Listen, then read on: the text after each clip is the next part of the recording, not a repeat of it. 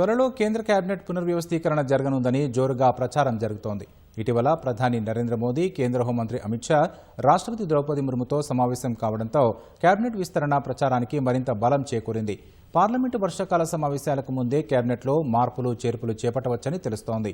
కొందరికి పార్టీ బాధ్యతలు అప్పగించనుండగా పార్టీ బాధ్యతలు చూస్తున్న కొందరికి కేబినెట్లో చోటు కల్పించే అవకాశం ఉందని బీజేపీ వర్గాలు తెలిపాయి. ఇతర పార్టీల నుంచి బీజేపీలో చేరిన ఎంపీల్లో కొందరికి కూడా మంత్రివర్గంలో చోటు దక్కవచ్చని తెలుస్తోంది.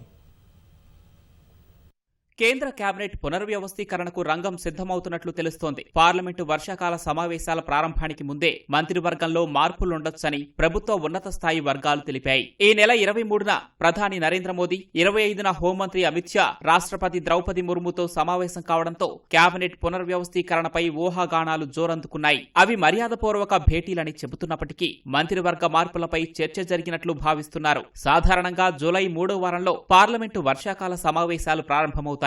దీంతో కేబినెట్ పునర్వ్యవస్థీకరణ కూడా జూలైలో జరిగే అవకాశం ఉంది. ప్రధాని నరేంద్ర మోదీ షెడ్యూల్ ఆధారంగా కేబినెట్ విస్తరణ తేదీని ఖరారు చేయనున్నారు.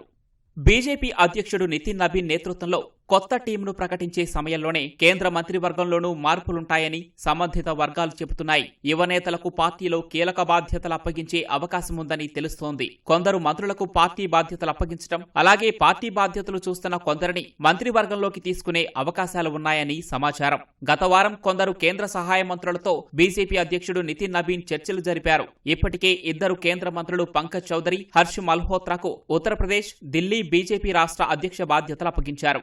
బీజేపీలో ఒక వ్యక్తికి ఒకే పదవి నిబంధన ఉన్నందున వారు కేంద్ర మంత్రి పదవుల నుంచి తప్పుకునే అవకాశం ఉంది. కేంద్ర మంత్రులు జార్జ్ కురియన్, రవ్నీత్ సింగ్ బిట్టులను బీజేపీ రాజ్యసభకు తిరిగి నామినేట్ చేయలేదు. వారి పదవీ కాలం జూన్ 21తో ముగిసింది. జార్జ్ కురియన్ ఇప్పటికే తన పదవికి రాజీనామా చేయగా బిట్టు కొనసాగుతున్నారు. వచ్చే ఏడాది జరిగే పంజాబ్ ఎన్నికలపై దృష్టి సారించాలని ఆయనకు సూచించనున్నట్లు సమాచారం.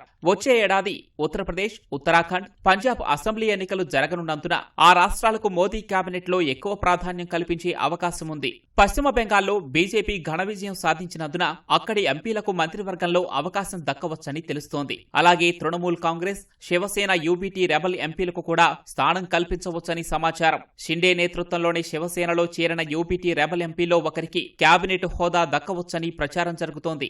ఆమ్ ఆద్మీ పార్టీ నుంచి బీజేపీలో చేరిన 7 రాజ్యసభ ఎంపీల్లో ఒకరిద్దరికి కూడా కేబినెట్లో చోటు దక్కే సూచనలున్నాయి. అయితే పార్టీ ఫిరాయింపుల నిరోధక చట్టం కింద వారిపై అనర్హత వేటు వేయాలని ఆయా పార్టీలు కోరుతున్నందున లోక్సభ స్పీకర్ తీసుకునే నిర్ణయంపై వారి మంత్రి పదవులు ఆధారపడి ఉంటాయి.